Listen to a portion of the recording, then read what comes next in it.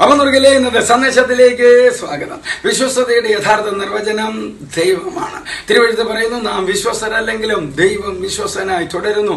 ക്രിസ്തുവിലുള്ള നമ്മുടെ രക്ഷയെ തട്ടിയെടുക്കാൻ യാതൊന്നിനും കഴിയില്ലെന്ന് തിരുവെഴുത്ത് വ്യക്തമാക്കുന്നു. ദൈവം ഒരിക്കലും നമ്മെ ഉപേക്ഷിക്കുകയോ കൈവിടുകയോ ചെയ്യില്ലെന്നും അന്ത്യത്തോളം കർത്താവ് നമ്മിൽ പ്രവർത്തിക്കുമെന്നും വചനം നിരന്തരം പറയുന്നു. സരിശുവാക്യം 21:21 നീതിയും ദയയും പിന്തുടരുന്നവൻ ജീവനും നീതിയും മാനവും കണ്ടെത്തും.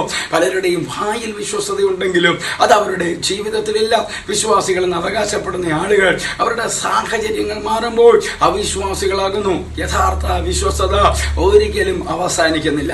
യേശു നമ്മുടെ വലിയ കടം പൂർണ്ണമായും കൊടുത്തു തീർത്തു. എല്ലാ സ്തുതികൾക്കും യേശു യോഗ്യനാണ്. രക്ഷയ്ക്കാൻ നാം ക്രിസ്തുവിൽ മാത്രം ആശ്രയിക്കുക. ക്രൂശിൽ യേശു നമുക്ക് വേണ്ടി ചെയ്ത കാര്യങ്ങളുള്ള സ്നേഹവും ബഹുമാനവും ക്രിസ്തുവിനുള്ള വിശ്വസ്തതയിലേക്ക് നമ്മെ നയിക്കുന്നു.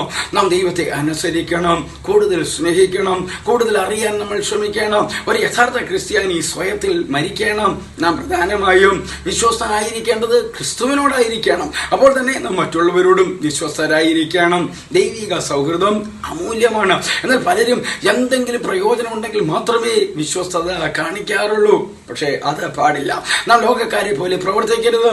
നാം മറ്റുള്ളവരെ ബഹുമാനിക്കുകയും ക്രിസ്തുവിന്റെ സ്നേഹം വെളിപ്പെടുത്തുകയും വേണം. നാം മറ്റുള്ളവരെ കൗശലത്താൽ സ്വാധീനിക്കുകയോ മറ്റുള്ളവരെ താഴ്ത്തുകയോ ചെയ്യരുത്. മറ്റുള്ളവരെ നമ്മേക്കാൾ ശ്രേഷ്ഠരായി കാണണം. നമ്മുടെ ജീവിതം ക്രിസ്തുവിന് അനുരൂപമാണെന്ന് നാം ഉറപ്പാക്കണം. ക്രിസ്തുവിലൂടെ ഒരു നല്ല ദിവസം ആശംസിക്കുന്നു.